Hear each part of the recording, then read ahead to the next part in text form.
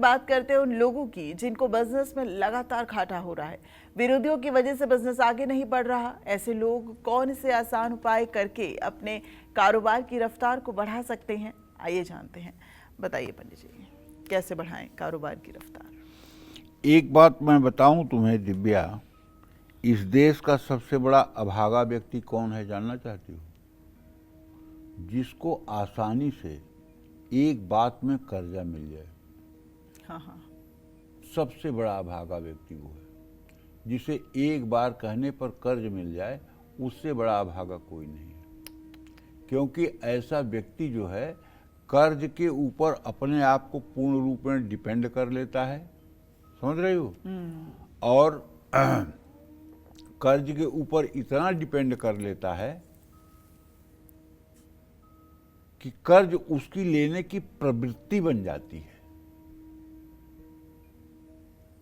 और कर्ज से ही वो अपना जीवन चलाना चाहता है।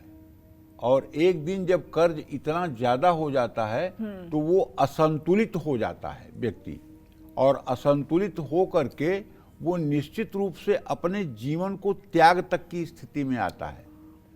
तो भैया सबसे ज्यादा अभागा व्यक्ति तो वही है मेरे समझ से, जिसके अंदर कर्ज लेने की प्रवृत्ति हो जाए।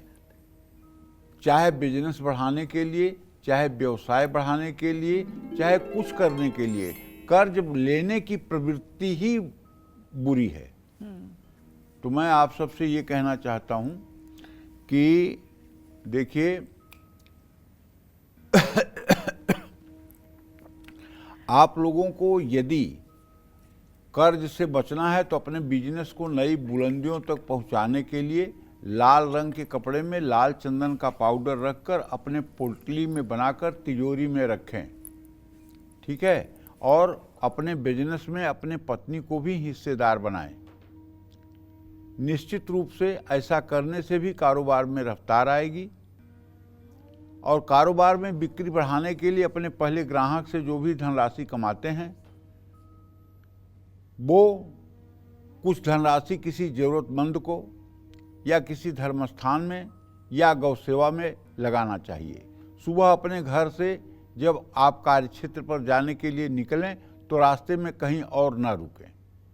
घर से निकलकर सीधा अपनी दुकान या कार्यक्षेत्र पर ही जाएं।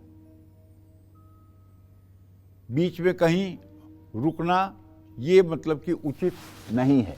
घर से निकलकर सीधा अपनी दुकान या कार्यक्षेत्र पर ही आपको जाना चाहिए, ये सबसे उत्तम बात है। और रास्ते में जाते हुए भी भगवान का स्मरण करते हुए जाने पर बहुत अच्छा रहेगा। जय मां विंध्यवासिनी।